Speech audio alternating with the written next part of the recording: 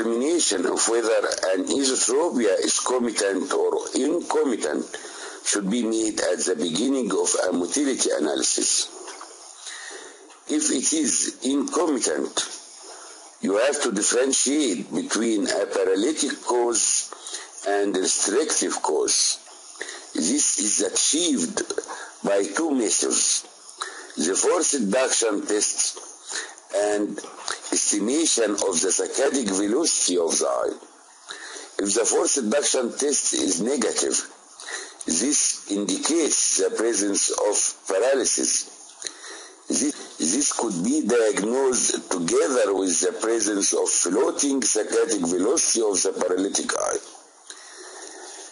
If the force induction test is positive, this means the presence of restrictions.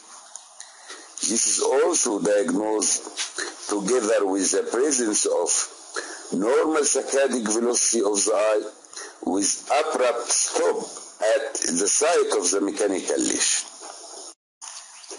Therefore, esotropia could be classified according to the state of comitance into two types: comitant esotropia and non-comitant esotropia.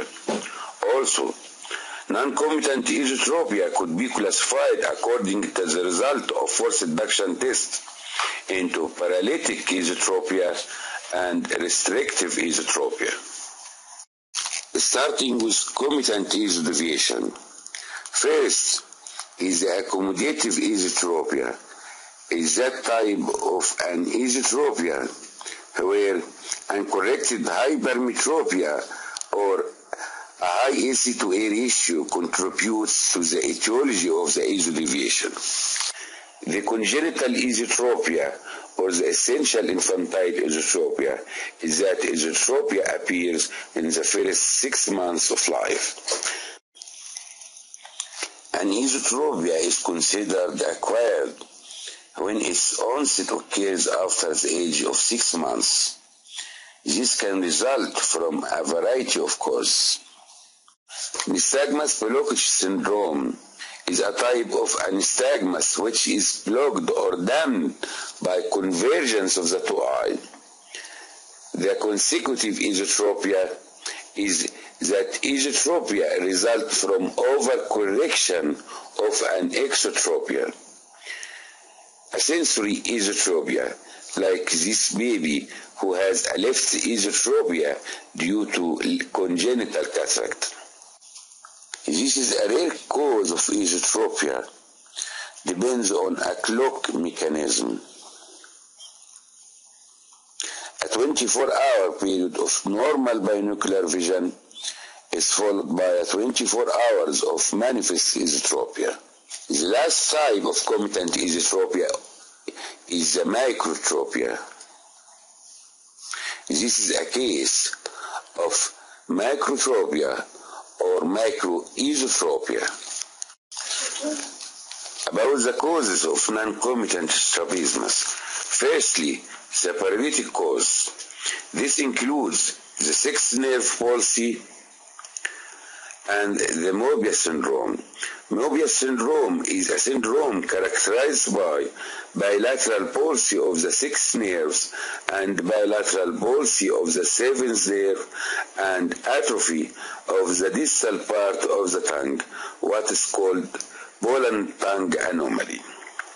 About the restrictive causes of esotropia, we'll start with congenital fibrosis syndrome. This is characterized by limited elevation, chin-up position, and increasing esotropia on attempt up gaze. It is an autosomal dominant trait and it is associated with ptosis. Next type of restrictive esotropia is blowout fracture, where a fracture of the medial orbital wall and the medial rectus muscle is incarcerated into the fracture, causing limitation of movement of the eye into the abduction. Enlargement of the globe in high axial myopia may cause limitation of ocular motility, which is called strabismus fixus in high myopia. One of the complications of over-resection of the medial rectus muscle is a tight medial rectus, which limits the globe to move to the abducted position. Next cause of restrictive esotropia is an ocular implant which used in retinal detachment operation.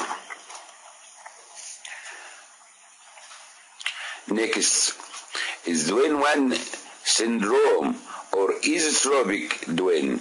This will be discussed later.